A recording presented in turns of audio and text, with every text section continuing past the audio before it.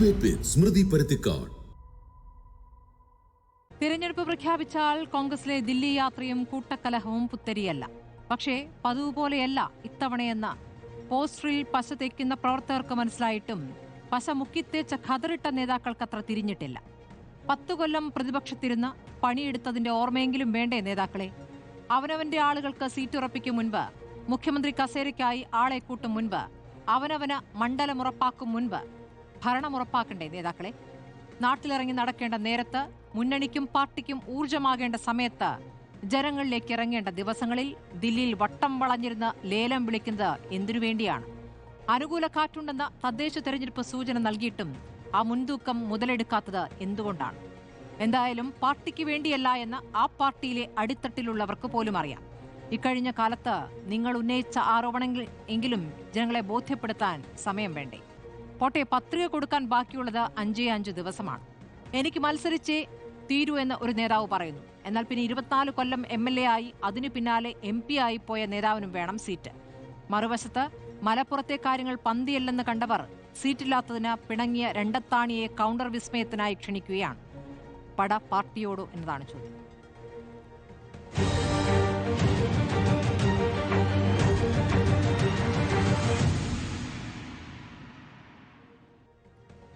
കോൺഗ്രസിൽ നിന്നും രാജു പി നായരാണ്, CPM-ൽ നിന്നും നിതിൻ കണിച്ചേരി, രാഷ്ട്രീയ നിരീക്ഷകരായി N ശ്രീകുമാറും ഡോക്ടർ മോഹൻ വർഗീസുമാണ്.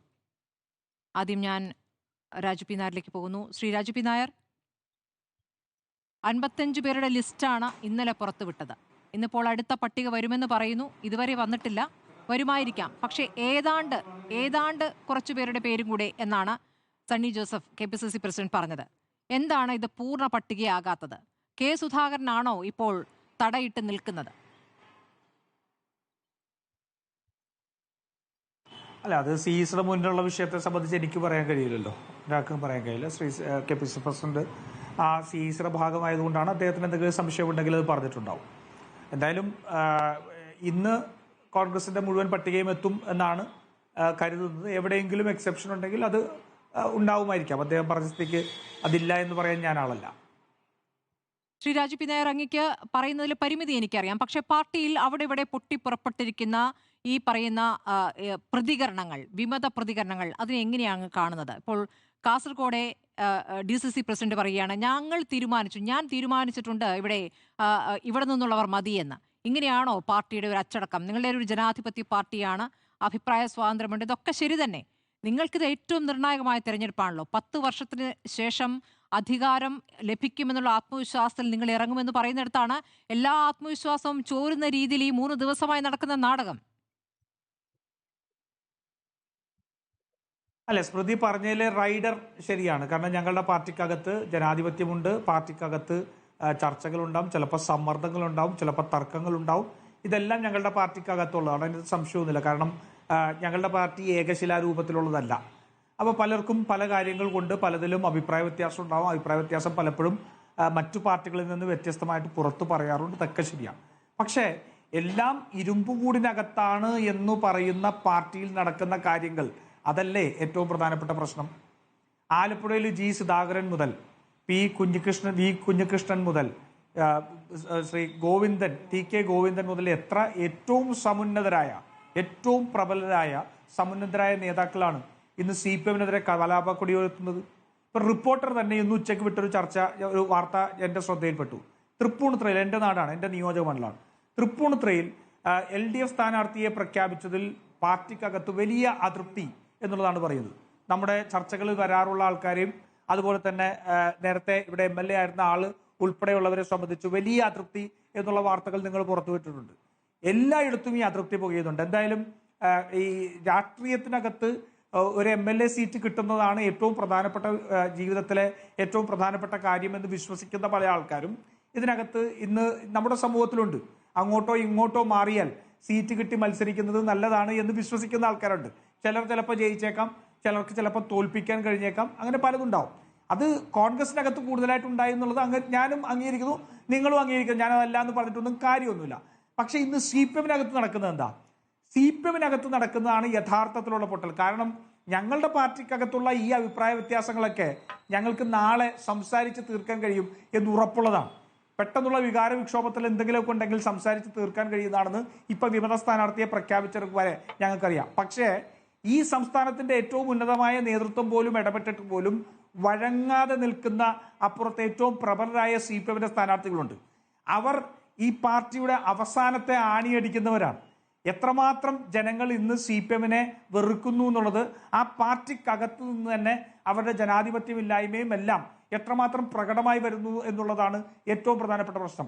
ഞങ്ങളെ സംബന്ധിച്ചുള്ള ഞങ്ങളുടെ സ്ഥാനാർത്ഥി പട്ടിക ഇന്ന് വന്നാൽ, അല്ലെങ്കിൽ ഇനി എന്തെങ്കിലും കാരണവശാൽ ഏതെങ്കിലും സീറ്റ് തർക്കമുണ്ട് നാളെ വന്നാൽ, ഞങ്ങളെ സംബന്ധിച്ചോളം പിന്നീട് ഞങ്ങൾക്ക് അതിനകത്ത് പ്രശ്നമില്ലാതെ ഞങ്ങൾക്ക് ഇറങ്ങാൻ സാധിക്കും. ഒരൊറ്റ ദിവസം കൊണ്ട് നിങ്ങൾ ഈ പറയുന്ന ചർച്ച മാറും. പക്ഷെ G. സുധാകരനും ശ്രീ TK ഗോവിന്ദനും ശ്രീ കുഞ്ഞികൃഷ്ണനും ശ്രീ PK ശശിയും ഉൾപ്പെടെയുള്ളവർ കൊളുത്തിവിട്ടിരിക്കുന്ന ഈ അതൃപ്തിയും വിവാദവും CPM-നകത്തുള്ള ഏറ്റവും പ്രധാനപ്പെട്ട വിഷയങ്ങൾ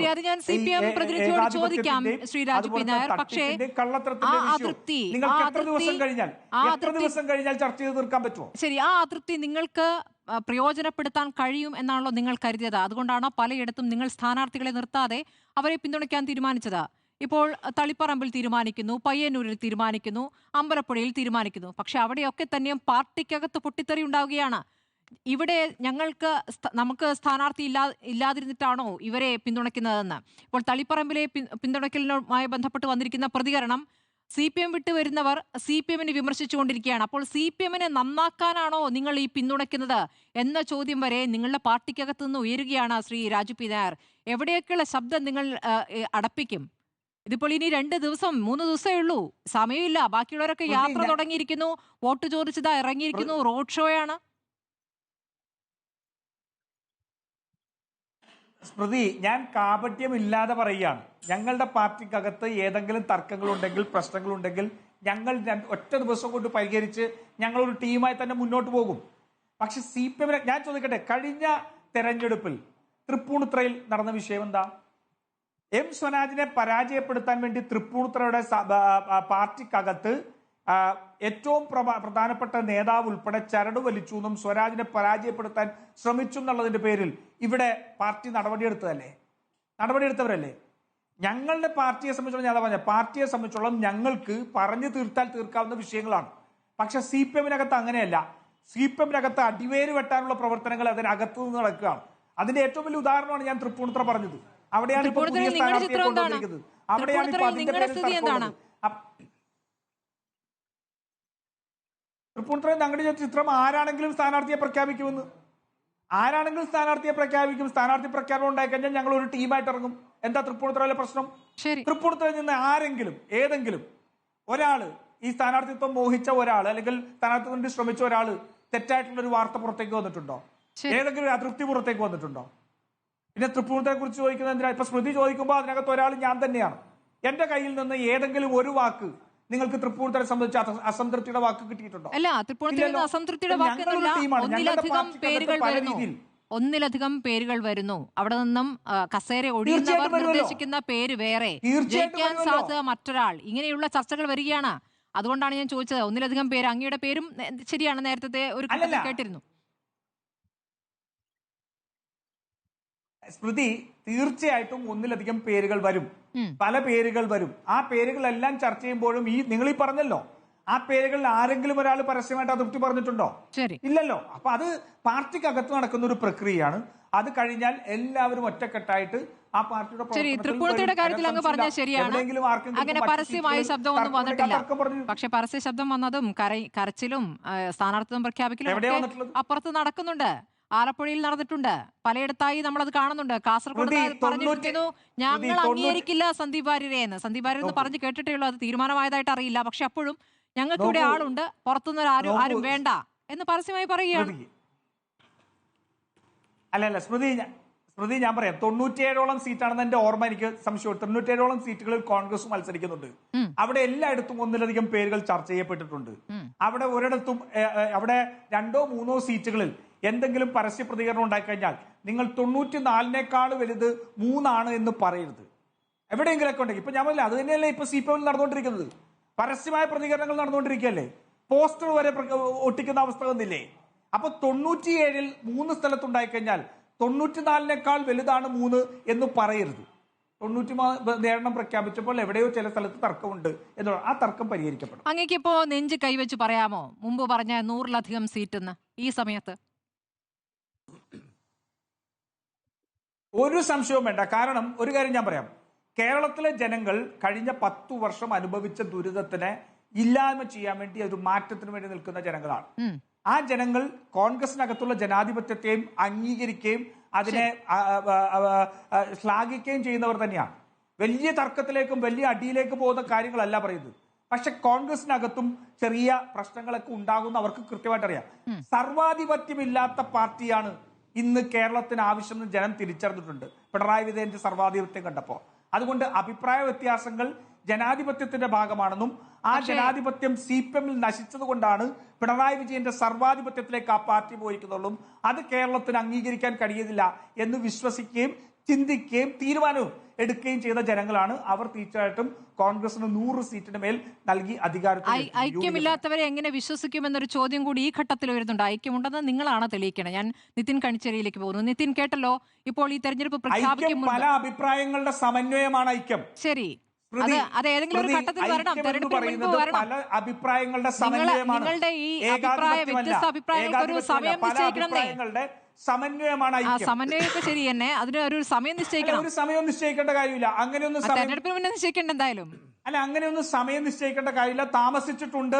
താമസിച്ചിട്ടുണ്ട് എന്നുള്ള കാര്യത്തിൽ തർക്കമൊന്നുമില്ല. അതാണ് 24 മണിക്കൂർ എന്ന നേതാക്കൾ ആത്മവിശ്വാസത്തോട് പറഞ്ഞിരുന്ന ഒരു ദിവസം ഉണ്ടായിരുന്നു ശ്രീ രാജു പി നായർ. അതിപ്പോഴില്ല എന്നുള്ളതാണ് നിങ്ങളെ സംബന്ധിച്ചപ്പോൾ ഇപ്പോഴുള്ള യാഥാർത്ഥ്യം. ഇനി നാളെ വേറെ ചിത്രം വരികയാണെങ്കിൽ അങ്ങ് നോക്കാം. തീർച്ചയായിട്ടും. ശരി, നിതിൻ കണിച്ചേരി, ഇപ്പോൾ തെരഞ്ഞെടുപ്പ് പ്രഖ്യാപിക്കും മുൻപ് തന്നെ CPM-ലെ പ്രധാനപ്പെട്ട പല നേതാക്കളും പുറത്തേക്കിറങ്ങി. വിസ്മയം എന്നതിന് പ്രതിപക്ഷ നേതാവ് പേരിടുമ്പോൾ അത് ആദ്യം ഐഷ പോറ്റിയായിരുന്നു. പിന്നീട് അത് G. സുധാകരനെ പോലെ മുതിർന്ന നേതാവ് പുറത്തെത്തി. ഇപ്പോൾ TK ഗോവിന്ദനെ പോലുള്ളവർ പുറത്തെത്തി. അങ്ങനെ ഒരു മുതിർന്ന നേതാക്കളെ തന്നെ പുറത്തെത്തിക്കുന്ന കുഞ്ഞികൃഷ്ണനെ പോലുള്ള നേതാക്കൾ പാർട്ടിയെ ശക്തമായി വിമർശിച്ചുകൊണ്ട് പാർട്ടിക്കകത്ത് ഇതാണ് നടക്കുന്നത് എന്ന് വിളിച്ചു പറയുന്നവരെ പിന്തുണയ്ക്കാൻ അപ്പുറത്ത് UDF തീരുമാനിക്കുകയാണ്. അപ്പോൾ യഥാർത്ഥത്തിൽ നഷ്ടം നിങ്ങൾക്കാണ് ഉണ്ടായിട്ടുള്ളത്. നിങ്ങൾ നേരത്തെ സ്ഥാനാർത്ഥികളെ നിശ്ചയിച്ചു, റോഡ് ഷോ നടത്തി എന്നുള്ളത് നിങ്ങളുടെ ഒരു മേൽക്കൈയായി അംഗീകരിക്കാനാവില്ല എന്നാണ് കോൺഗ്രസ് പറയുന്നത്. നിതിൻ കണിച്ചേരി മറുപടി പറയാം. നോക്കൂ, തെരഞ്ഞെടുപ്പിൻ്റെ പ്രഖ്യാപനം വന്ന് ഏതാണ്ട് 75 മണിക്കൂറുകൾ പിന്നിട്ടു. ആ തെരഞ്ഞെടുപ്പിൻ്റെ പ്രഖ്യാപനം വന്ന് 1 മണിക്കൂറിനകം കേരളത്തിൽ മത്സരിക്കുന്ന ഇടതുപക്ഷ ജനാധിപത്യ മുന്നണിയിലെ പ്രധാനപ്പെട്ട രാഷ്ട്രീയ പാർട്ടികൾ CPI-യും CPM-ഉം എല്ലാം മണിക്കൂറുകൾക്കകം സ്ഥാനാർത്ഥികളെ പ്രഖ്യാപിച്ചു. ഇടതുപക്ഷ ജനാധിപത്യ മുന്നണിയുടെ എല്ലാ സീറ്റുകളിലേക്കും സ്ഥാനാർത്ഥികളുടെ പ്രഖ്യാപനം ഇന്നത്തോടുകൂടി ഏതാണ്ട് പൂർത്തിയാവുകയും ചെയ്തിരിക്കുകയാണ്.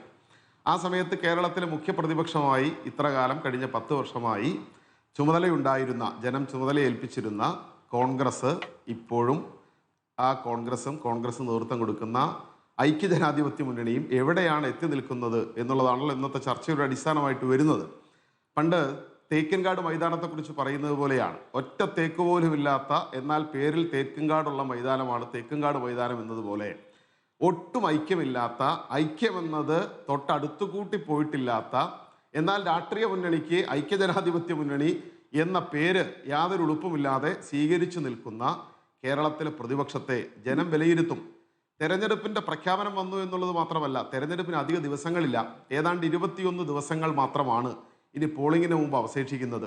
4 ദിവസങ്ങൾക്കുള്ളിൽ നിയമസഭയിലേക്ക് മത്സരിക്കുന്ന സ്ഥാനാർത്ഥികൾ നാമനിർദ്ദേശ പത്രിക കൊടുക്കണം. ആ സമയത്തും കേരളത്തിലെ കോൺഗ്രസിൻ്റെ നേതൃത്വത്തിന് അവർക്കകത്ത തർക്കങ്ങൾ പരിഹരിക്കാൻ പറ്റിയിട്ടില്ല.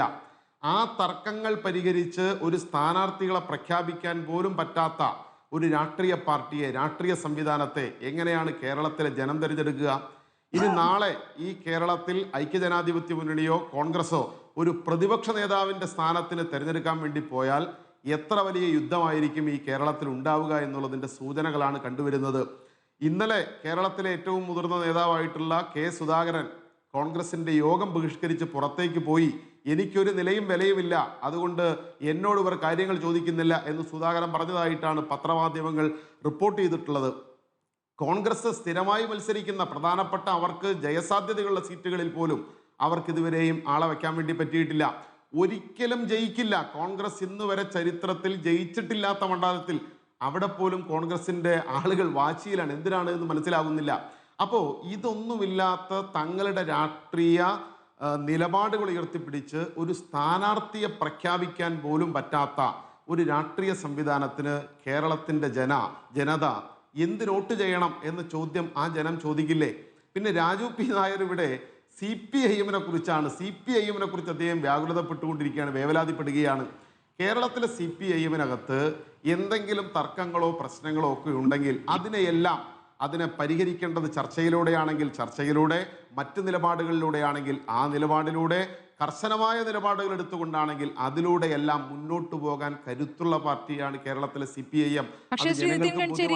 പാർട്ടിയിൽ നിന്ന് പുറത്തേക്ക് വന്ന മുതിർന്ന നേതാക്കൾ പാർട്ടിയുമായി ബന്ധപ്പെട്ട് ഉയർത്തിയിരിക്കുന്ന ആരോപണങ്ങൾ അവിടെ നിൽക്കുകയാണല്ലോ. അത് ഈ തെരഞ്ഞെടുപ്പിൽ പ്രതിഫലിക്കില്ല എന്ന് എനിക്ക് പറയാൻ പറ്റുമോ? അല്ല, ആ ആരോപണങ്ങൾ എന്തുകൊണ്ടാണ് അവർ പുറത്തിറക്കിയത് എന്ന് ഇതിനോടകം ജനം മനസ്സിലാക്കിയിട്ടുണ്ടാവുമല്ലോ. ആരോപണങ്ങളെല്ലാം പുറത്തിറക്കിയിട്ടുള്ളത് അധികാരത്തിന് വേണ്ടിയും എത്രയോ കാലം കേരളത്തിൽ വഹിക്കാൻ കഴിയുന്ന എല്ലാ ജനാധിപത്യ വേദിയിലെ ചുമതലകളും വഹിച്ചതിന് ശേഷവും പിന്നീടും ആ ചുമതലകളിലേക്ക് എത്തണം എന്ന ആഗ്രഹം കൊണ്ട് ആ ആഗ്രഹത്തിനു വേണ്ടി വലതുപക്ഷത്തിൻ്റെ അല്ലെങ്കിൽ കോൺഗ്രസിൻ്റെ രാഷ്ട്രീയത്വത്തോടൊപ്പം ചേരാൻ താങ്കൾ ഇന്നുവരെ ജീവിച്ചിരുന്ന എല്ലാ രാഷ്ട്രീയ നിലപാടുകളെയും റദ്ദ് ചെയ്തുകൊണ്ട് മുന്നോട്ട് പോകാൻ നിശ്ചയിക്കുന്ന ആളുകൾ അധികാരത്തിന് വേണ്ടി, സ്ഥാനത്തിന് വേണ്ടി, സീറ്റിന് വേണ്ടിയാണ് ഈ പറയുന്ന ആരോപണങ്ങളെല്ലാം പറഞ്ഞത് എന്ന് ജനം മനസ്സിലാക്കിയില്ലേ? നിങ്ങളിപ്പോ പറഞ്ഞ പേരുകാരെല്ലാം പത്രസമ്മേളനത്തിൽ പറഞ്ഞിരുന്ന കാര്യങ്ങളാകട്ടെ. ഇപ്പോൾ ജനം ഏകദേശം മറന്നുപോയിരുന്ന ആന്തൂർ സാജന്റെ വിഷയം ഒന്നുകൂടി എടുത്തിടുന്നുണ്ട് TK ഗോവിന്ദൻ. ഇപ്പുറത്ത് G സുധാകരനാകട്ടെ പാർട്ടിയുമായി ബന്ധപ്പെട്ട് തന്നെ എങ്ങനെയൊക്കെയാണ് അപമാനിച്ചത്, അത് അപമാനിച്ചതിൽ ആർക്കൊക്കെയാണ് പങ്ക്, എന്തിനാണ് അപമാനിച്ചത്, താൻ ചെയ്ത കാര്യങ്ങൾ, മന്ത്രി എന്ന നിലയ്ക്ക് അദ്ദേഹം ചെയ്ത കാര്യങ്ങളെക്കുറിച്ച് നിങ്ങൾക്കും എതിരഭിപ്രായമില്ലാത്തതാണ്. അദ്ദേഹം നല്ലൊരു മന്ത്രിയായിരുന്നു എന്നുള്ള കാര്യത്തിൽ അങ്ങേക്ക് എതിരഭിപ്രായം ഉണ്ടാകില്ലല്ലോ. ഇനിയിപ്പോൾ പറയുമെങ്കിൽ ഇതുവരെ പറഞ്ഞു കേട്ടിട്ടില്ല. അപ്പോൾ ഇങ്ങനെയുള്ളൊരു നേതാവ് പുറത്തേക്കിറങ്ങി മത്സരിക്കുന്നു എന്നുള്ളത് അതൊരു തെളിയിക്കലാണ്, അവർ സ്വയം തെളിയിക്കലാണ്. അത് സ്ഥാനത്തോടുള്ള ഒരു മോഹമാണ് എന്ന രൂപത്തിൽ മാത്രം വിലയിരുത്താൻ പറ്റുമോ? അവർ ഉന്നയിച്ച വിഷയങ്ങൾ അവിടെ നിൽക്കുന്നുണ്ടല്ലോ, അതിന് മറുപടി പറയാതെ വർഗവഞ്ചകൻ എന്ന് മാത്രം വിളിച്ചു കഴിഞ്ഞാൽ അതൊരു മറുപടിയാകുമോ നിതിൻ? ശരി, നമുക്ക് സ്മൃതി തളിപ്പറമ്പിൽ നിന്ന് തന്നെ നമുക്ക് തുടങ്ങാം. തളിപ്പറമ്പിൽ ഇപ്പോൾ നിങ്ങൾ പറഞ്ഞ ആന്തൂർ മുനിസിപ്പാലിറ്റിയും ഒക്കെയായി ബന്ധപ്പെട്ടുണ്ടായിരുന്ന വിഷയം, അതിനുശേഷം എത്രയോ തെരഞ്ഞെടുപ്പുകൾ നടന്നു ആ നാട്ടിൽ. ആ പറഞ്ഞ അവിടെ ഗോവിന്ദൻ മാഷ് മത്സരിച്ച് ജയിച്ചു, ശ്രീ ജെയിംസ് മാത്യു അവിടെ മത്സരിച്ച് ജയിച്ചു, അതിനുശേഷം തദ്ദേശ സ്വയംഭരണ തെരഞ്ഞെടുപ്പ് ഉണ്ടായി, ഇതെല്ലാം ഉണ്ടായി. ആ ഘട്ടത്തിലൊന്നും ഇതൊരു പ്രശ്നമായി വന്നിട്ടില്ല. ഇത് വലിയ ചർച്ചയായിരുന്ന കാലത്ത് പോലും അതിന് മറികടക്കാൻ കഴിഞ്ഞ, അല്ലെങ്കിൽ അതിൻ്റെ നിജസ്ഥിതിയെ ജനങ്ങൾക്ക് മുമ്പിൽ ബോധ്യപ്പെടുത്താൻ കഴിഞ്ഞ രാഷ്ട്രീയ പ്രസ്ഥാനമാണ് CPIM. അതുകൊണ്ടാണല്ലോ ആ നാട്ടിലെ ജനങ്ങൾ ഞങ്ങളുടെ പാർട്ടിയെ വിശ്വസിച്ച് നിൽക്കുന്നത്. അവിടെ ഞങ്ങളുടെ പാർട്ടിയിലുണ്ടായിരുന്ന, നേതൃത്വ പദവിയിലുണ്ടായിരുന്ന ഒരാൾ പുറത്തേക്ക് പോകുന്നു. അദ്ദേഹം പറഞ്ഞിരുന്ന ആരോപണങ്ങൾ ആ പത്രസമ്മേളനത്തിന്റെ തുടക്കത്തിൽ കേരളത്തിന്റെ ജനത വലിയ ആകാംക്ഷയോടും കൗതുകത്തോടും കൂടിയാണ് അത് കേട്ടിരുന്നതെങ്കിൽ എന്തൊക്കെയായിരുന്നു അദ്ദേഹം പറഞ്ഞിരുന്നതെന്ന് ആ പത്രസമ്മേളനത്തിൽ തന്നെ റദ്ദ് ചെയ്യപ്പെട്ടല്ലോ. അദ്ദേഹം പറഞ്ഞ ആരോപണങ്ങൾ എന്ത് കാര്യമാണ് അദ്ദേഹം CPIM-മായി നിസ്സഹകരിക്കുക അല്ലെങ്കിൽ ഇത്തരം ഒരു നിലപാടെടുക്കുന്നതിന് എന്ന് അദ്ദേഹം പറഞ്ഞ കാര്യങ്ങൾ ആ പത്രസമ്മേളനത്തിന്റെ ഒടുവിൽ അദ്ദേഹം പറഞ്ഞ കാര്യങ്ങളിൽ നിന്ന് തന്നെ റദ്ദ് ചെയ്യപ്പെട്ടു. കേരളത്തിൽ ഏറ്റവും കൂടുതൽ കാലം ജനാധിപത്യ വേദികളിൽ അവസരം കിട്ടിയ പാർട്ടി നേതൃത്വത്തിൽ ഉണ്ടായിരുന്ന ഒരാളാണ് ആലപ്പുഴയിലെ ശ്രീ G സുധാകരൻ. അദ്ദേഹം ഈ കേരളത്തിൽ ഇപ്പോൾ ഈ തെരഞ്ഞെടുപ്പിന്റെ തൊട്ടു മുമ്പായി UDF-മായി സംഭാഷണം നടത്തി ആ മണ്ഡലത്തിൽ മത്സരിക്കുന്നതിന് വേണ്ടിയുള്ള തയ്യാറെടുപ്പ് നടത്തിയാണ് പോകുന്നത് എന്ന് ഇനി കേരളത്തിൽ അരിയാഹാരം കഴിക്കുന്ന ആരോടെങ്കിലും പ്രത്യേകിച്ച് പറയേണ്ടതുണ്ടോ? എന്നോട് സുഖം അല്ല, ഇതാണോ അദ്ദേഹത്തിന്റെ പ്രശ്നം? അല്ല, നോക്കൂ, അതാണോ അദ്ദേഹത്തിന്റെ പ്രശ്നം? ഇതായിരുന്നോ അദ്ദേഹത്തിന്റെ പ്രശ്നം? ആ പ്രശ്നമായിരുന്നില്ല എന്ന് അദ്ദേഹം സ്ഥാനാർത്ഥിയാകുമെന്നും UDF പിന്തുണയ്ക്കുമെന്നും പറഞ്ഞതോടുകൂടി തന്നെ ഈ കേരളത്തിലെ ജനതയ്ക്ക് ബോധ്യമായി കഴിഞ്ഞു. അമ്പലപ്പുഴയിലെ ജനം അത് തിരിച്ചറിയില്ല എന്നാണോ കരുതുന്നത്? ഇപ്പോൾ കോൺഗ്രസിന്റെ സ്ഥാനാർത്ഥി പട്ടിക നിങ്ങൾ നോക്കൂ. ആരെയൊക്കെയാണ് ഇവർ സ്ഥാനാർത്ഥിയാക്കുന്നതിന് വേണ്ടി കൊണ്ടുപോകുന്നത്, അല്ലെങ്കിൽ ആരെയെല്ലാമാണ് ഇവർ മുന്നോട്ട് കൊണ്ടുവരുന്നത്? ഇതെല്ലാം നിങ്ങൾ നോക്കിക്കോളൂ. ഇതെല്ലാം കേരളത്തിന്റെ ജനം കണ്ടുകൊണ്ടിരിക്കുകയാണ്. ഏത് തെരഞ്ഞെടുപ്പ് വന്നാലും ഇപ്പോൾ അറിയില്ല. ഇപ്പോൾ പുറത്തു വരുന്ന വാർത്തകൾ അനുസരിച്ച് അടൂർ പ്രകാശും K സുധാകരനും ഒക്കെ വീണ്ടും മത്സരിക്കുമെന്നാണ് പറയുന്നത്. 2 വർഷം തികഞ്ഞിട്ടില്ലല്ലോ പാർലമെന്റ് തെരഞ്ഞെടുപ്പ് നടന്നിട്ട്. 2 വർഷം മുമ്പ് പാർലമെന്റ് ഇവിടുത്തെ ഒരു മന്ത്രിയെ രാജിവെപ്പിച്ച MP ആയി പറഞ്ഞു വിട്ടില്ലേ നിങ്ങൾ? തെരഞ്ഞെടുപ്പിലെ വിജയമാണ് പ്രധാനമെന്നുള്ളത് കൊണ്ട് അല്ല, നോക്കൂ,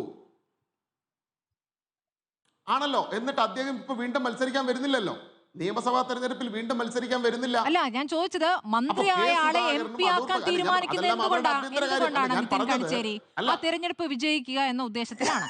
അപ്പോൾ ഈ തെരഞ്ഞെടുപ്പ് വിജയിക്കുക എന്ന ഉദ്ദേശത്തിൽ അത് ശരിയായോ തെറ്റോ എന്നുള്ള വേറെ കാര്യം. ഞാൻ ചോദിക്കുന്നത് രാഷ്ട്രീയമായി നിങ്ങൾ പരിഗണിച്ചത് അപ്പോൾ അത് വിജയമായിരുന്നല്ലോ. അപ്പോൾ അത് കോൺഗ്രസ് ആലോചിക്കുന്നുണ്ടെങ്കിൽ, അല്ലെങ്കിൽ കോൺഗ്രസ് ആലോചിക്കാൻ നിർബന്ധിതരാകുന്നുണ്ടെങ്കിൽ നിങ്ങൾക്കത് ചോദ്യം ചെയ്യാൻ പറ്റുമോ എന്നൊരു ചോദ്യമുണ്ട്. അല്ല, തീർച്ചയായും ഏത് തെരഞ്ഞെടുപ്പിലും വിജയസാധ്യത തന്നെയാണ് ഏറ്റവും പ്രധാനപ്പെട്ട ഘടകം. ഞങ്ങളും MLA മാരെ എല്ലാം മത്സരിപ്പിച്ചിട്ടുണ്ട്. ഞാൻ പറഞ്ഞ അതല്ല, നിങ്ങൾ പറഞ്ഞ് ശരിയോ തെറ്റോ എന്നുള്ള ജനം ചർച്ച ചെയ്യും. അത് 2 വർഷം ഒരു തെരഞ്ഞെടുപ്പ് നടക്കുന്നു. ആ തെരഞ്ഞെടുപ്പ് നടക്കുമ്പോൾ MLA ആയിരുന്ന ഒരാൾ, എത്രയോ കാലം MLA ആയിരുന്ന ഒരാൾ, ഈ നാട്ടിനെ നയിച്ചിരുന്ന ഒരാൾ, അത് രാജിവെച്ച് MP ആകുന്നു. 2 വർഷം കഴിഞ്ഞ് തെരഞ്ഞെടുപ്പ് നടക്കുമ്പോൾ വീണ്ടും ആ MP സ്ഥാനം അല്ലെങ്കിൽ അവിടെ നിന്നുകൊണ്ട് നിയമസഭയിലേക്ക് മത്സരിക്കുന്നു. സുധാകരൻ ഏതെങ്കിലും ഒരു സീറ്റ് പിടിച്ചെടുക്കാൻ വേണ്ടി മത്സരിക്കുകയാണോ? ഞാൻ കരുതുന്നില്ല. കേരളത്തിൽ ഇപ്പൊ കോൺഗ്രസിനകത്തുള്ള പ്രശ്നങ്ങളിൽ അദ്ദേഹം ഏതെങ്കിലും ഒരു സീറ്റ് പിടിച്ചെടുക്കുന്നതിന് വേണ്ടിയാണ് മത്സരിക്കാൻ പരിശ്രമിക്കുന്നത് എന്ന് ഞാൻ കരുതുന്നില്ല. പോട്ടെ, അതല്ല വിഷയം. അതെല്ലാം അവരുടെ കോൺഗ്രസിന്റെ ആഭ്യന്തര കാര്യമാണ്.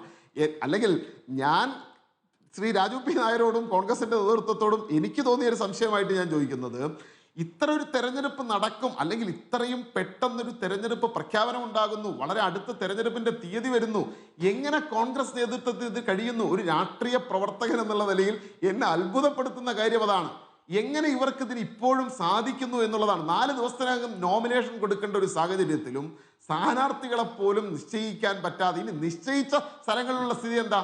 ഇവരുടെ ഏറ്റവും പ്രധാനപ്പെട്ട സഖ്യകക്ഷിയായി നിൽക്കുന്നതാണല്ലോ ലീഗിലെ നൂർമീന റഷീദ് ഇന്നലെ ഈ ചാനലിൽ തന്നെ വന്ന് പറഞ്ഞിരുന്ന കാര്യങ്ങൾ എന്തൊക്കെയായിരുന്നു? ഇപ്പോൾ കോൺഗ്രസിന്റെ പലയിടങ്ങളിലും, ഇപ്പോൾ പാലക്കാട്ട് കോൺഗ്രസിന്റെ ഒരു സ്ഥാനാർത്ഥിയെ വീണ്ടും മറ്റൊരു സ്ഥലത്ത് നിന്ന് കൊണ്ടുവന്നിട്ടുണ്ട്. നേരത്തെ പത്തനംതിട്ടയിൽ നിന്ന് വന്ന ഒരാൾ പാലക്കാട്ട് നിയമസഭാ അംഗമായി കേരളത്തിൽ കാണിച്ചു കൂട്ടിയ കാര്യങ്ങൾ എല്ലാവർക്കും അറിയാം. ഇപ്പോൾ ഏതാണ്ട് അതേപോലെ ഒരു പകരക്കാരന് പാലക്കാട്ടൊന്നും കോൺഗ്രസ്സുകാരൻ ഇല്ലാത്തതുപോലെ ഒരാൾ ഇപ്പോൾ വീണ്ടും വന്നിറങ്ങിയിട്ടുണ്ട്. റോഡ് ഷോയേക്കാൾ കൂടുതൽ ആളുകളാണ് ആ സ്ഥാനാർത്ഥിക്കെതിരായി കോൺഗ്രസിന്റെ പ്രകടനത്തിൽ. ശ്രീ രാജു പി നായർ ഒന്ന് അന്വേഷിച്ച് നോക്കണം.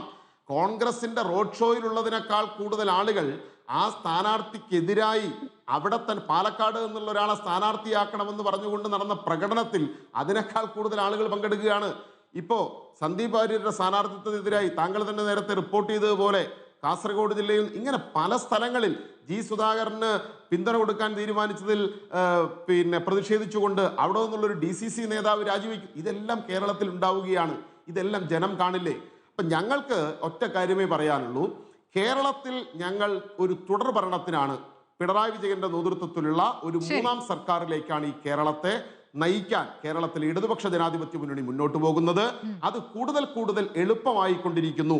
10 വർഷത്തെ ഭരണത്തിന് ശേഷം പൂർണ്ണമായി പറയാനായോ? കോൺഗ്രസിന്റെ പട്ടിക ഏതാണ്ടായ പട്ടികയാണോ ഇന്ന് വരിക? അതോ പൂർണ്ണമായ പട്ടികയാണോ? അതോ കണ്ണൂറും കോന്നിയൊക്കെ ഒഴിച്ചിട്ട് അതിന് ഇനി വീണ്ടും മണിക്കൂറുകളും ദിവസവും കാത്തിരിക്കേണ്ട അവസ്ഥയാകുമോ? നമുക്ക് നോക്കാം. നിരീക്ഷകർ പറയുന്ന കൂടി കേൾക്കുക. ശ്രീകുമാർ, ഇപ്പോൾ എന്താണ് കോൺഗ്രസിൽ നടക്കുന്നത്? ഒരു ബദൽ രാഷ്ട്രീയം, ബദൽ ഭരണ സംസ്കാരം ഞങ്ങൾ കൊണ്ടുവരുമെന്ന വാഗ്ദാനമൊക്കെയായിരുന്നു. പക്ഷേ ഇപ്പോൾ ഭരണം പിടിക്കുന്നതിന് മുൻപ് തന്നെ നേതാക്കൾ തമ്മിലുള്ള പിടിവലിയാണ്. അതിൽ സുധാകരൻ എന്ന നേതാവ് പാർട്ടി ആകെ തന്നെ വട്ടം കറക്കുന്ന ദിവസങ്ങളാണ് ഇപ്പോൾ ഈ 3 ദിവസമായി നമ്മൾ കണ്ടുകൊണ്ടിരിക്കുന്നത്. രാത്രിയും പകലും എന്നില്ലാതെ അദ്ദേഹത്തിന്റെ ഫ്ളാറ്റിലേക്ക്, ഗോദാവരിയിലേക്ക് നേതാക്കൾ ഇങ്ങനെ പോയിക്കൊണ്ടേയിരിക്കുന്നു, ചർച്ച നടത്തുന്നു, വഴങ്ങുന്നില്ല.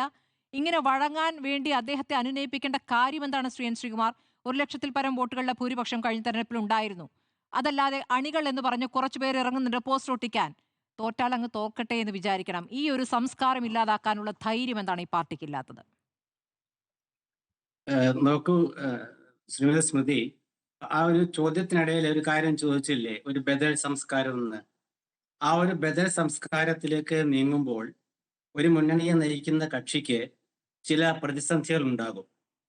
പ്രത്യക്ഷത്തിൽ അത്തരം പ്രതിസന്ധികൾ അസ്വസ്ഥമായിട്ട് തോന്നാമെങ്കിലും പിന്നീട് ആ ലക്ഷ്യത്തിലേക്കുള്ള വഴി സുഗമമാകും. ഇതാണ് രാഷ്ട്രീയം. ഇവിടെ ഇപ്പോൾ കോൺഗ്രസിലും കമ്മ്യൂണിസ്റ്റ് പാർട്ടികളിലും BJPയിലും എന്നിട്ട് 2020യിലും ഉൾപ്പെടെ എല്ലാ കക്ഷികളിലും തെരഞ്ഞെടുപ്പ് കാലത്ത് പ്രശ്നങ്ങളുണ്ട്. അത് എല്ലാ പാർട്ടികളിലും ഒന്നാണ്, ആരെ ഒഴിച്ചു നിർത്താൻ പാടില്ല.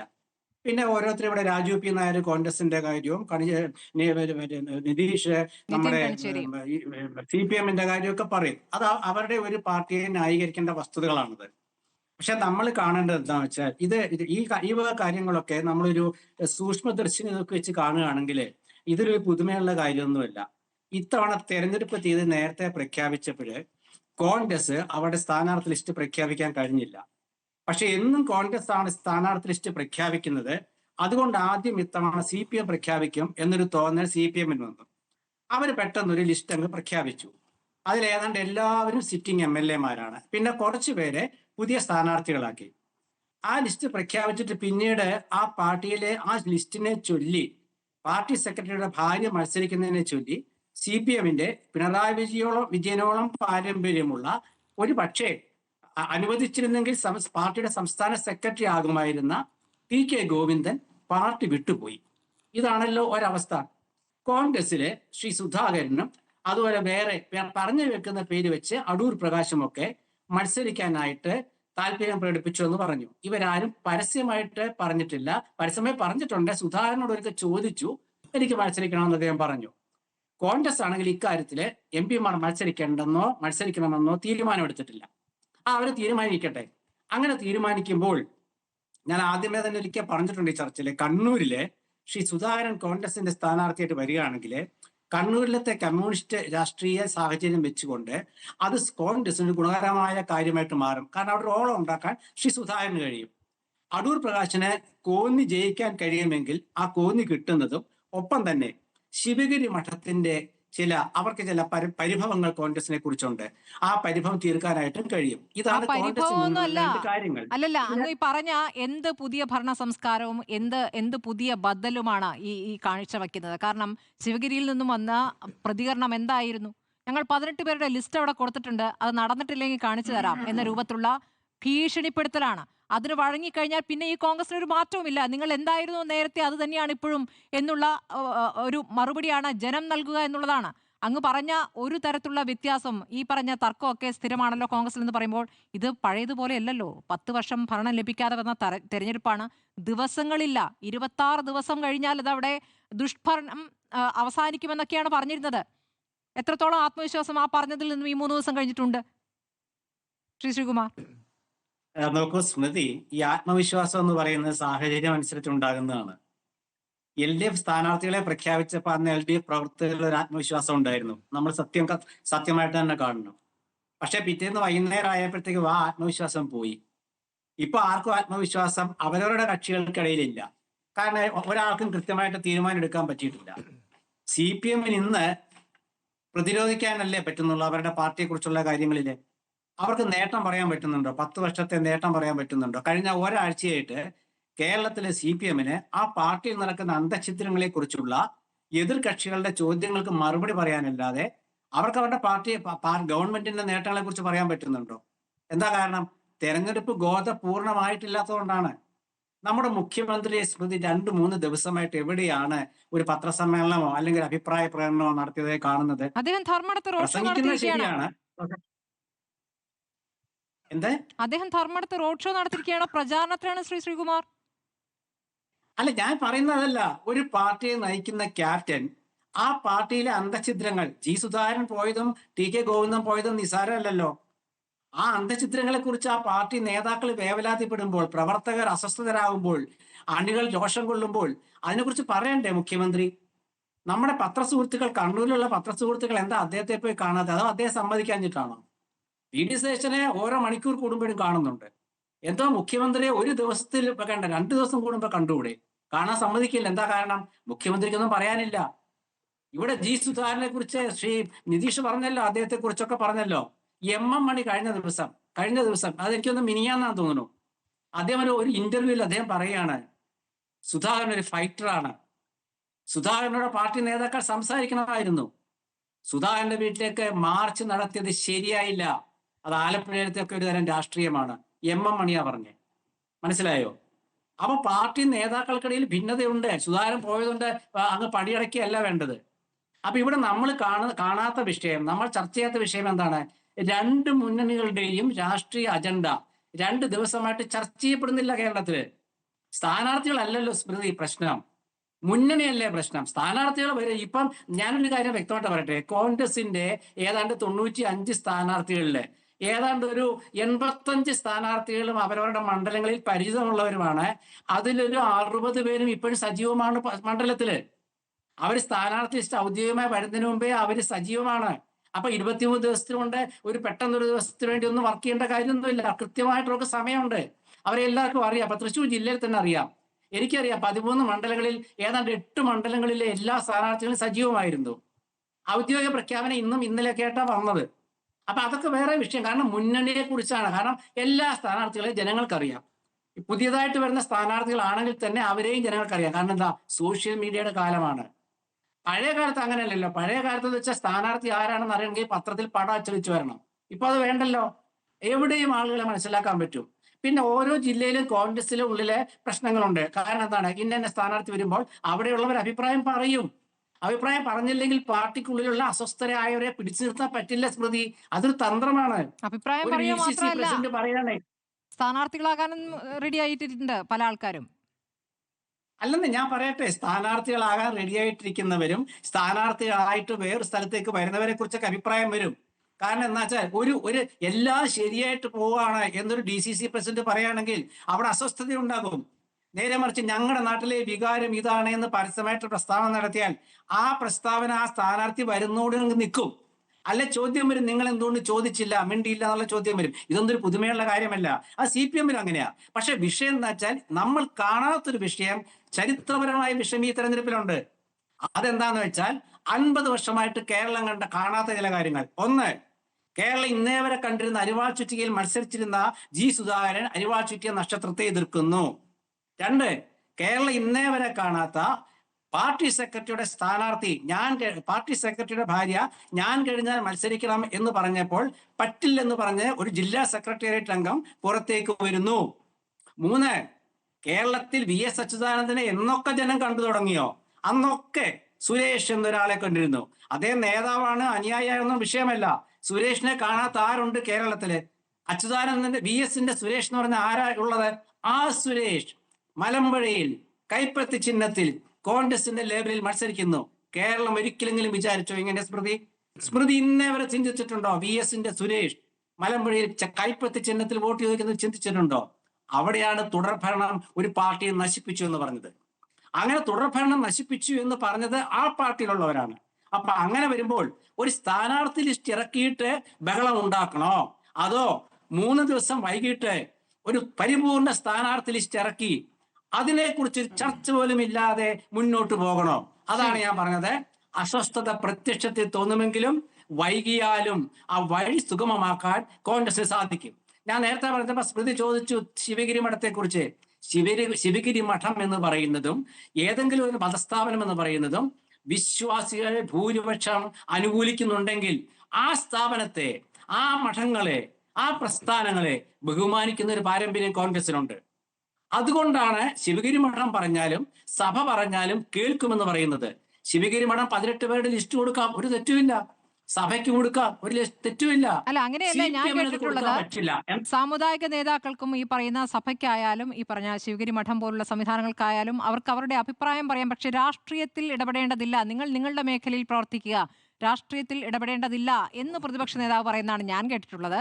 രാഷ്ട്രീയത്തിൽ ഇടപെടാൻ വന്നാൽ അത് അംഗീകരിക്കില്ല എന്ന് കൂടി പറയുന്നതാണ് ഞാൻ കേട്ടിട്ടുള്ളത്. അവിടെയാണ് 18 പേരുടെ ലിസ്റ്റ് തന്നിട്ടുണ്ട്, ഇല്ലെങ്കിൽ കാണിച്ചു തരാം എന്ന വെല്ലുവിളി വഴങ്ങിയിരിക്കുന്നത്. ആ വെല്ലുവിളിക്ക് വഴങ്ങിയിട്ടാണോ കോന്നി ഇപ്പോൾ ഒഴിച്ചിട്ടിരിക്കുന്നത് എന്ന ചോദ്യം വരുന്നു. അപ്പോൾ കോന്നിയിൽ എങ്ങനെ വിജയിക്കും എന്നുള്ള ചോദ്യം വരുന്നുണ്ട്. അറിയാമല്ലോ അടൂർ പ്രകാശ് കഴിഞ്ഞ തവണ എത്ര വോട്ടിനാണ് കടന്നുകൂടിയതെന്ന് MP ആയി? അല്ല സ്മൃതി, ഒരു മിനിറ്റ് ഉണ്ട്. ഞാൻ പറഞ്ഞത് നിങ്ങൾക്ക് പറഞ്ഞില്ലേ, പ്രത്യക്ഷത്തിൽ ഞാൻ പറഞ്ഞ സ്മൃതിക്ക് തോന്നും വർഗീയ ശക്തികൾക്ക്, മതസ്ഥാപനങ്ങൾക്ക് പറഞ്ഞില്ല, മത സാമുദായിക ശക്തികൾക്ക് വഴങ്ങുന്നു. അതെ, മത സാമുദായിക ശക്തികൾ എന്ന് വെച്ചാൽ ജാതി മത ചിന്തകൾ എന്നൊക്കെ പറഞ്ഞാൽ നമുക്ക് അറിയാവുന്ന കാര്യമാണല്ലോ. ഞാൻ അതിന്റെ ഒരു കോമൺ ആയിട്ടുള്ള കാര്യം പറഞ്ഞതേ ഉള്ളൂ. ഞാൻ പറയുന്നത് ഭൂരിപക്ഷം ബഹുമാനിക്കുന്നത്. ഇപ്പൊ വെള്ളാപ്പള്ളി നടേശനല്ലല്ലോ പറഞ്ഞ, വെള്ളാപ്പള്ളി നടേശൻ ആ സ്ഥാനത്തില്ല. ശിവഗിരി മഠമാണ് പറഞ്ഞത്. ശിവഗിരി മഠം എന്ന് വെച്ചാൽ കേരളത്തിലെ എല്ലാ മതേതര വിശ്വാസികളുടെയും അല്ലാത്തവരുടെയും ശ്രീനാരായണ ഗുരു ചിന്ത ഉൾക്കൊള്ളുന്നവരുടെയും ഒരു മഹനീയ സ്ഥാപനമാണ്. ആ സ്ഥാപനത്തിന്റെ അധിപൻ പറയുകയാണ്, പഴയ കാലത്ത് കരുണാകരന്റെ കാലത്ത്, ആന്റണിയുടെ കാലത്ത്, രാജീവ് ഗാന്ധിയുടെ കാലത്ത് ഞങ്ങൾക്ക് ഇങ്ങനെ ചില ആനുകൂല്യങ്ങൾ കിട്ടിയിരുന്നു എന്ന് പറയുമ്പോൾ നിങ്ങൾക്ക് ഇനി അത് കിട്ടില്ലെന്ന് പറയാൻ പറ്റില്ല കോൺഗ്രസിന്. അപ്പൊ അവർ 18 പേരുടെ പട്ടിക കൊടുക്കുന്ന അതൊന്നും വിഷയമുള്ള കാര്യമില്ല. എന്താ CPM കൊടുക്കാത്ത എന്താ? CPM കൊടുക്കാത്ത എന്താണെന്ന് വെച്ചാൽ അത് അവരെ സംബന്ധിച്ചിടത്തോളം അവർക്ക് ചില കൃത്യമായ കാര്യങ്ങളുണ്ട്. എന്താ കൃത്യമായ കാര്യം? മുഖ്യമന്ത്രിയുടെ ഓഫീസ് തീരുമാനിക്കും എത്ര സ്ഥാനാർത്ഥികളെ മത്സരിക്കണമെന്നുള്ളത്. ഇപ്പോഴത്തെ കാര്യം ഞാൻ പറഞ്ഞത്. ഇപ്പോഴത്തെ കാര്യം പാർട്ടി സെക്രട്ടേറിയറ്റ് തീരുമാനിച്ചിരുന്നെങ്കിൽ ശ്രീമതി ശ്യാമളയുടെ കാര്യം ചർച്ചയ്ക്ക് വരുന്നുണ്ടായിരുന്നില്ല. മുഖ്യമന്ത്രിയുടെ ഓഫീസ് തീരുമാനിച്ചു ഒരു ലിസ്റ്റ് ഇറക്കാൻ. ആ ലിസ്റ്റ് ഇറക്കിയപ്പോൾ അത് പ്രശ്നമായി. അത് അവിടെയാണ് വിഷയം. ഇത് സാമുദായിക ശക്തികൾക്ക് CPM മുന്നിൽ ഇതാ നിങ്ങൾ 18 പേരെ അംഗീകരിച്ചില്ലെങ്കിൽ കാണിച്ചു തരാമെന്ന് പറയാൻ കഴിയുന്നില്ല എന്നൊരു യാഥാർത്ഥ്യം കൂടി നമ്മുടെ മുന്നിലുണ്ട്. ഡോക്ടർ മോഹൻ വർഗീസ്, കോൺഗ്രസിൽ എന്താണ് സംഭവിക്കുന്നതെന്നാണ് അങ്ങേക്ക് തോന്നുന്നത്? കോൺഗ്രസിൽ സംഭവിക്കുന്നത് മൾട്ടിപ്പിൾ കാര്യങ്ങളാണ്. ഒന്ന്, ഇരിക്കുന്ന കമ്പ് വരയുന്ന തിരക്കിലാണ് സമുന്നതരായ ചില കോൺഗ്രസ് നേതാക്കൾ. അത് കെ സുധാകരനാകട്ടെ, അടൂർ പ്രകാശ് ആകട്ടെ, അത് തന്നെയാണ് ചെയ്യുന്നത്. CPM ജി സുധാകരനെ കുറ്റം പറയുന്നവരുണ്ട്. ഏറെ അവസരങ്ങൾ ലഭിച്ച ഒരു നേതാവ്, 4 തവണ MLA, 2 തവണ മന്ത്രി. അദ്ദേഹത്തിന് ഇപ്പോൾ പാർട്ടി പരിഗണനയില്ല എന്നതുകൊണ്ട് പാർട്ടി വിട്ടുപോയി സ്വതന്ത്രനായി UDF പിന്തുണയോടെ മത്സരിക്കുന്നു. ഈ ആരോപണം ജി സുധാകരൻ നേരിടുന്നു. കെ സുധാകരനും സമാനമായ ഒരു ആരോപണം തന്നെയല്ലേ നേരിടുന്നത്? യഥാർത്ഥത്തിൽ അദ്ദേഹം കോൺഗ്രസിന്റെ സമുന്നതനായ നേതാവാണ്, മുൻ KPCC പ്രസിഡന്റാണ്, MP ആണ്, പല ആവർത്തി MLA ആയിരുന്നു. അപ്പോൾ ഇതൊക്കെ വലിയ ട്രാക്ക് റെക്കോർഡാണ്, പാർട്ടി നൽകിയ സ്ഥാനങ്ങളാണ്. ഇനി ഒരു കാര്യം കൂടെ വേണമെങ്കിൽ ചേർത്ത് പറയാം. ജി സുധാകരൻ ആലപ്പുഴയിലെ CPM കെട്ടിപ്പടുത്തിയ ആളാണ്. കെ സുധാകരൻ കണ്ണൂരെ കോൺഗ്രസിന്റെ അവസാന വാക്കാണ് എക്കാലത്തും, എല്ലാ കാലത്തും. അതൊരു വലിയ പരിഗണനയാണ്. അപ്പൊ ഈ പരിഗണനകളെല്ലാം ഉണ്ട്. പക്ഷേ കെ സുധാകരന്റെ കൂറ് ആരോട്? തന്നോട് മാത്രമോ അതോ തന്നെ പിന്തുണയ്ക്കുന്ന ഒരു ചെറിയ വിഭാഗത്തെയോ, കണ്ണൂരെ താൻ തന്നെ വളർത്തിക്കൊണ്ടുവന്ന ഒരു വിഭാഗത്തെയാണോ, അതോ കോൺഗ്രസ് പാർട്ടിയോടാണോ എന്നതാണ് ചോദ്യം. ഇവിടെ നോക്കൂ, ജനം നൽകിയൊരു മാൻഡേറ്റ് ഉണ്ട്. കണ്ണൂരെ ജനം പാർലമെന്റ് ഇലക്ഷൻ നൽകിയൊരു ഒന്നാന്തരം മാൻഡേറ്റ് ഉണ്ട്. 1 ലക്ഷത്തിലധികം വോട്ടിനാണ് കെ സുധാകരൻ ജയിച്ച് പാർലമെന്റ് അംഗമായി വരുന്നത്. അപ്പോൾ ആ സംവിധായകരോടൊരു ബഹുമാനമില്ലേ? സംവിധായകരോടൊരു ആ മാൻഡേറ്റിനെ എങ്ങനെയാണ് ഇന്റർപ്രറ്റ് ചെയ്യുക? അപ്പോൾ ഇതാ ലഭിച്ചതാണ്, ഞാനാണ് ഇവിടെ പാർട്ടി കെട്ടിപ്പടുത്തത് എന്ന് പറയുമ്പോൾ ഡോക്ടർ മോഹൻ വർഗീസ്, പാർട്ടിയേക്കാൾ വലുത് താനാണ് എന്ന് അദ്ദേഹം സ്വയം പ്രതിഷ്ഠിച്ചിരിക്കുകയാണ്. അത് പാർട്ടിയും അത് അങ്ങനെയാണോ എന്ന് സംശയിക്കുന്നതാണോ ഈ ദിവസങ്ങളിൽ കാണുന്നത്? പാർട്ടിക്ക് അതീതനായി CPM ജി സുധാകരൻ പൊസിഷൻ ചെയ്താലോ, കോൺഗ്രസിനുള്ളിൽ കെ സുധാകരൻ പൊസിഷൻ ചെയ്താലോ, അത് പാർട്ടിയുടെ ഒരു ഒപ്റ്റിക്സ് ആണ്. പാർട്ടിയെക്കുറിച്ച് ജനങ്ങൾക്കൊരു മതിപ്പുണ്ടല്ലോ. കോൺഗ്രസ് പാർട്ടി ജനാധിപത്യ പാർട്ടിയാണ്.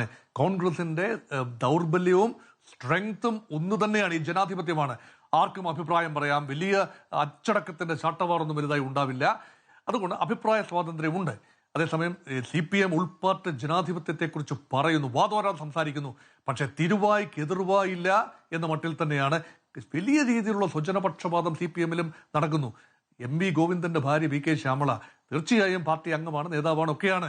പക്ഷെ പരിഗണന നേതാവിന്റെ ഭാര്യ എന്നതാണ് ആ സീറ്റിലെ, തളിപ്പറമ്പ് സീറ്റിലെ പരിഗണന എങ്കിൽ അത് കൃത്യമായി പറയാൻ, പാർട്ടിക്ക് ഉള്ളിൽ നിന്ന് പറയാൻ സാധിക്കാതെ പോയവർ, അല്ലെങ്കിൽ ഉള്ളിൽ നിന്ന് പറഞ്ഞിട്ട് VK ഗോവിന്ദൻ ഉള്ളിൽ നിന്ന് പറഞ്ഞിട്ട് ആ സ്വരം പാർട്ടി വേദികളിലോ ഒന്നും ഒരു ട്രാക്ഷൻ ലഭിക്കാതെ വന്നപ്പോൾ പാർട്ടിക്ക് വെളിയിൽ ഇറങ്ങി വന്ന് പറയുകയും അതിനെതിരെ ധാർമ്മികമായ ഒരു നിലപാടെടുത്തുകൊണ്ട് മത്സരിക്കുകയും ചെയ്യുന്നു എന്ന് പറയുമ്പോൾ 2 പാർട്ടിയിലും അസംതൃപ്തിയുണ്ട്.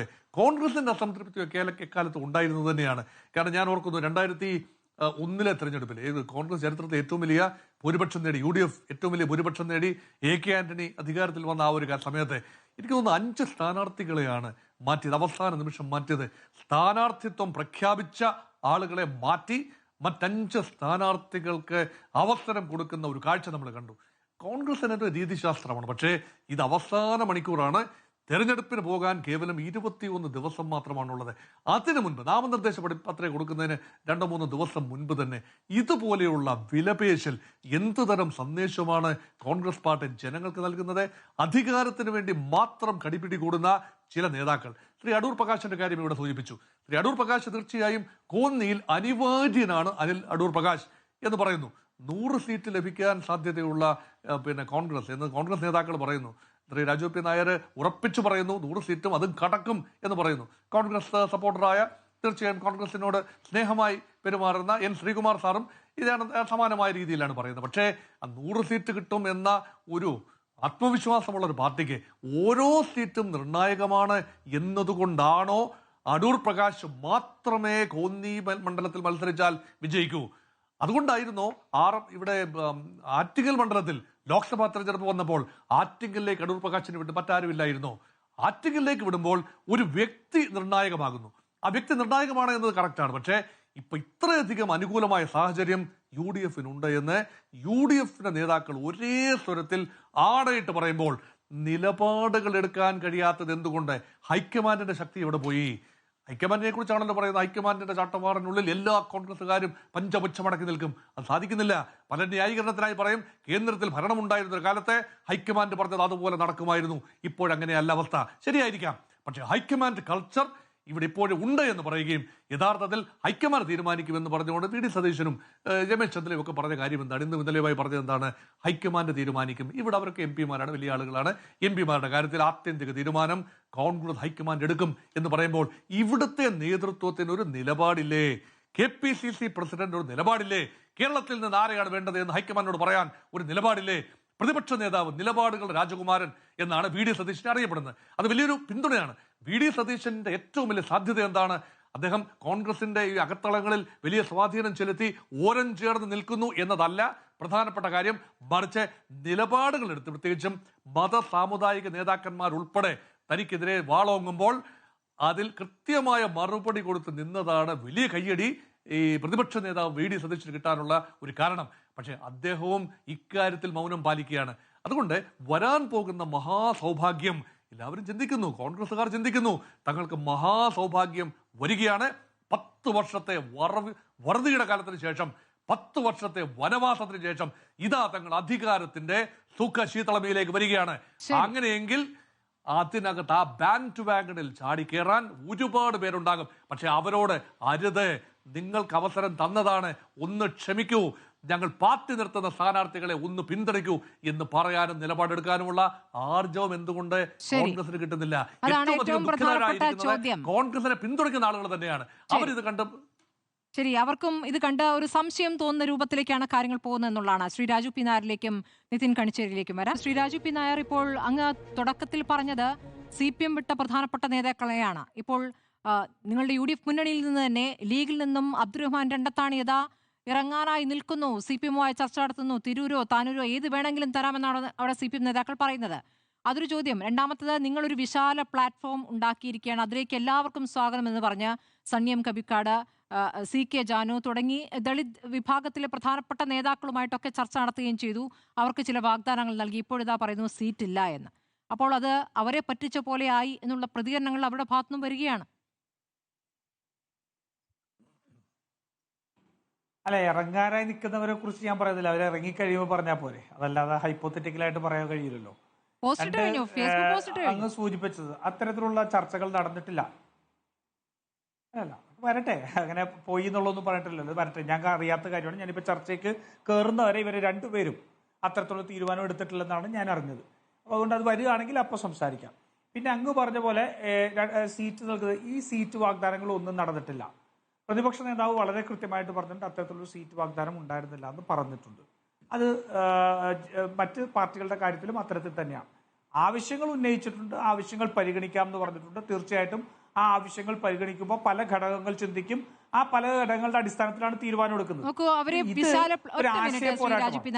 വിശാലമായ പ്ലാറ്റ്ഫോമിലേക്ക് അവരെയൊക്കെ പരിഗണിക്കുമ്പോൾ അവരെ ഈ മുന്നണിയുടെ ഭാഗമാക്കുന്നു എന്ന് മാത്രമാണോ അർത്ഥമാക്കുന്നത്? യഥാർത്ഥത്തിൽ അവർക്കൊരു അവസരവും അവർക്കൊരു പ്രാതിനിധ്യം കൊടുക്കുക എന്നുള്ളതാണ് ഏറ്റവും പ്രധാനം. അവരത് പ്രതീക്ഷിച്ചിട്ടുണ്ട്. പക്ഷേ ഞങ്ങൾക്കവിടെ പാർട്ടിയിൽ ആളുണ്ട് എന്ന് പറഞ്ഞാൽ അതിനർത്ഥം എന്താണ്? പാർട്ടിയിൽ ആളില്ലെങ്കിൽ മത്സരിക്കാനുള്ളവരാണോ ഇവർ? അല്ല, അവസരവും പ്രാതിനിധ്യവും എല്ലാം ഞാൻ പറഞ്ഞല്ലോ പല ഘടകങ്ങളെ ആശ്രയിച്ചായിരിക്കും. അത് MLA സീറ്റും മാത്രവുമായിരിക്കില്ല. ഒരു UDF അധികാരത്തിലേക്ക് വരുന്ന സമയത്ത് പലതരത്തിലുള്ള അവസരങ്ങൾ തുറന്നു കൊടുക്കപ്പെടും, അതുണ്ടാവും. ഇവിടെ ഏറ്റവും പ്രധാനപ്പെട്ട പ്രശ്നം കേരളത്തിൽ നടക്കുന്നത് ഒരു രാഷ്ട്രീയ അധികാരത്തിന് വേണ്ടിയല്ല, മറിച്ച് കേരളം ഇടതുപക്ഷമായിരിക്കണമോ എന്ന് ചിന്തിക്കുന്ന ഒരു തെരഞ്ഞെടുപ്പാണ്. ആ ഇടതുപക്ഷം എന്ന് പറയുന്നത് ഇന്ന് CPM അല്ല.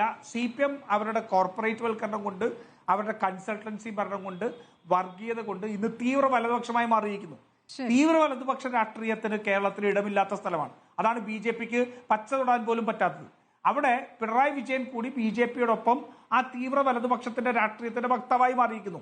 ഇടതുപക്ഷ രാഷ്ട്രീയം എന്ന് പറയുന്ന വിശാല പ്ലാറ്റ്ഫോം, ആ വിശാല പ്ലാറ്റ്ഫോമിൽ ഇതെല്ലാം ഉൾക്കൊള്ളുന്നതാണ്. ആ ഒരു ആശയ പോരാട്ടത്തിന് വേണ്ടിയാണ് ഞാൻ ചോദിക്കട്ടെ, കഴിഞ്ഞ 10 വർഷക്കാലം കൊണ്ട് ദളിത് വിഭാഗങ്ങൾക്ക് എന്ത് കിട്ടി എന്നുള്ളതാണ് പ്രധാനപ്പെട്ട ചോദ്യം. കഴിഞ്ഞ ബജറ്റിൽ 500 കോടി വെട്ടിമാറ്റപ്പെട്ട ഒരു ബജറ്റായിരുന്നു ദളിത് വിഭാഗത്തിന്റെ. 3 റൂമുകളിലായിട്ട് 120 കുട്ടികൾക്ക് കിടന്നുറങ്ങേണ്ടി വന്ന ആദിവാസികളുടെ മാനന്തവാടിയിൽ അനുഭവമുണ്ട്. അപ്പൊ അവരുടെ ആദിവാസികളുടെ ഭൂമി പ്രശ്നം പരിഹരിക്കാൻ കഴിഞ്ഞ 10 വർഷം കൊണ്ട് കഴിഞ്ഞിട്ടുണ്ടോ എന്ന ചോദ്യമുണ്ട്. അപ്പൊ ഏറ്റവും കാതലായ ചോദ്യങ്ങൾ ഈ സമൂഹങ്ങൾ കഴിഞ്ഞ 10 വർഷം അനുഭവിച്ച അവഗണനയാണ്. ആ അവഗണന മാറ്റുമെന്നുള്ളതും അവർക്ക് ഒരു പുതുയുഗം നൽകും എന്നുള്ളതാണ് പ്രതിപക്ഷത്തിന്റെ വാഗ്ദാനം. ആ വാഗ്ദാനത്തിനൊപ്പമാണ് നിൽക്കുന്നത്. തീർച്ചയായും രാഷ്ട്രീയ അധികാരം വേണമെന്നുള്ള എല്ലാ രാഷ്ട്രീയ പാർട്ടികളും ചിന്തിക്കും, എല്ലാ വ്യക്തികളും ചിന്തിക്കും. അത് പക്ഷേ പല ഘടകങ്ങളെ ആശ്രയിച്ചാണ്. അതൊന്നും ഒരു പ്രശ്നമായി. ശരി, നിതിൻ ഗഡ്കരി, ഇപ്പോൾ പുറത്തായവർക്കൊക്കെ രാഷ്ട്രീയ താല്പര്യം അല്ലെങ്കിൽ തിരഞ്ഞെടുപ്പിൽ മത്സരിക്കാനുള്ള താല്പര്യമാണ് എന്ന് അങ്ങ് പറഞ്ഞു. പക്ഷെ കണ്ണൂർ പോലുള്ള ഒരു സ്ഥലത്ത് അവിടുത്തെ പ്രധാനപ്പെട്ട നേതാക്കൾ, ജില്ലാ കമ്മിറ്റി അംഗവും ജില്ലാ സെക്രട്ടേറിയറ്റ് അംഗങ്ങളുമാണ് പുറത്തേക്ക് വന്നിരിക്കുന്നത്. അവർ ചോദിച്ചിരിക്കുന്ന ചോദ്യങ്ങൾ അവിടെയുണ്ട്. വി കുഞ്ഞികൃഷ്ണൻ ചില കാര്യങ്ങൾ പറഞ്ഞിരുന്നു. ഈ രക്തസാക്ഷി ഫണ്ടിൽ നിന്നും ബിൽഡിംഗ് ഫണ്ടിലേക്ക് വകമാറ്റി 30 ലക്ഷം രൂപ തിരികെ അടച്ചോ എന്ന് ചോദിച്ചിരുന്നു. പക്ഷെ അത് സംബന്ധിച്ച് അക്കൗണ്ടിലേക്ക് അടച്ചോ എന്നതിന് ഇതുവരെയും മറുപടി നൽകിയിട്ടില്ല എന്നുള്ളതാണ്. അത് കുടുംബയോഗങ്ങൾ വിശദീകരിക്കുമെന്ന് പറഞ്ഞിരുന്നു. പക്ഷേ ഇതുവരെയും കുടുംബയോഗങ്ങൾ വിശദീകരിച്ചിട്ടില്ല. ഇപ്പോൾ നേതാക്കൾക്കെതിരെ വർഗവഞ്ചകൻ എന്ന മറുപടി മാത്രം പറയുമ്പോൾ ഈ കണക്കുകളുടെ ചോദ്യങ്ങൾ അവിടെ നിൽക്കുകയാണ്. അത് നിങ്ങളോടുള്ള കണക്ക് ചോദിക്കലായി മാറുമോ? ചോദ്യത്തിനുള്ള ഉത്തരങ്ങളെല്ലാം ഏപ്രിൽ മാസം 9-ാം തീയതി ജനം തരട്ടെ. ഇവിടെ കോൺഗ്രസ് ഇന്ന് അകപ്പെട്ട് നിൽക്കുന്ന ഈ ചുഴിയുടെ ആഴം, അത് പരസ്യമായി കോൺഗ്രസ് ആയിട്ടുള്ള ശ്രീ രാജു പി നായരും രഹസ്യമായി കോൺഗ്രസ് ആയിട്ടുള്ള ശ്രീ ശ്രീകുമാറും ഒന്നും ഇവിടെ പറഞ്ഞില്ല. യഥാർത്ഥ പ്രശ്നം എന്താ? എന്നെ മത്സരിപ്പിച്ചില്ലെങ്കിൽ ഞാൻ BJPയിലേക്ക് പോകും, RSSലേക്ക് പോകും എന്ന് ആയിക്കോട്ടെ, അങ്ങനെ കാണിച്ചാൽ മതി.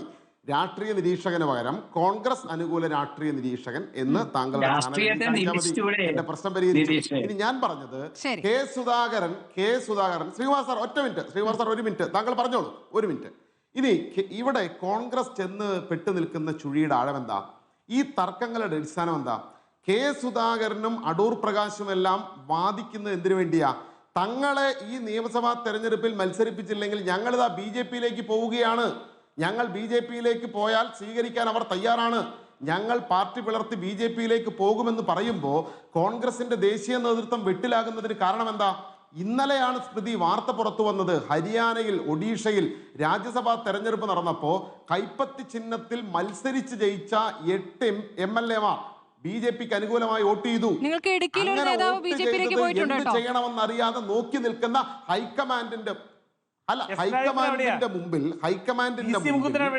കെ സുധാകരനും അടൂർ പ്രകാശും പറയാൻ ഞാൻ BJPയിലേക്ക് പോകും, ഞങ്ങൾ BJPയിലേക്ക് പോകും എന്ന് പറഞ്ഞാൽ കോൺഗ്രസിന്റെ ദേശീയ നേതൃത്വത്തിന് ഹൈക്കമാൻഡ് എന്ത് ചെയ്യാൻ പറ്റും? ഇന്ന് കോൺഗ്രസിന്റെ രണ്ടുപേർ വീതം പോയിരിക്കുന്നു തെരഞ്ഞെടുപ്പിൽ മത്സരിക്കാൻ വേണ്ടി. അല്ല നോക്കൂ സ്മൃതി, നിങ്ങൾ അത് പറഞ്ഞതിന് റദ്ദിയണ്ട. കേരളത്തിലെ കാര്യം ചർച്ച ചെയ്യുമ്പോൾ രാജ്യസഭയിലെ കോൺഗ്രസിന്റെ അല്ല അതല്ലേ ഞാൻ പറയുന്നത്. അപ്പൊ കെ സുധാകരൻ വെല്ലുവിളിക്കുകയാണ്, എനിക്ക് സീറ്റ് തന്നില്ലെങ്കിൽ ഞാനിതാ BJPയിലേക്ക് പോകുമെന്ന് പറഞ്ഞാൽ ഹൈക്കമാൻഡും കോൺഗ്രസും നിസ്സഹായാവസ്ഥയിലെത്തും. ഇതുവരെ പറഞ്ഞിട്ടില്ല, നമുക്കറിയില്ല ഇനി പറയുമോ. ആ വെല്ലുവിളിക്കുള്ള ചോദ്യത്തിന്റെയും ഉത്തരം ഏപ്രിൽ 9-ന് ജനം പറഞ്ഞോട്ടെ. അത് നല്ല മറുപടിയാണ്. നിങ്ങൾ പറഞ്ഞ കണക്കൊക്കെ ചോദിക്കുമ്പോൾ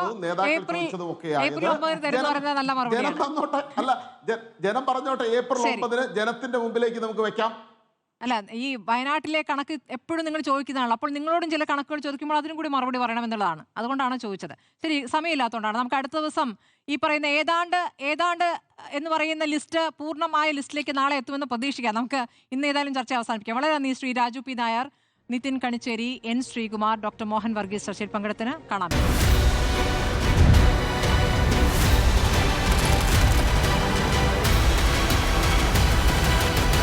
ഡിബേറ്റ് വിത്ത് സ്മൃതി പരുത്തിക്കാട്.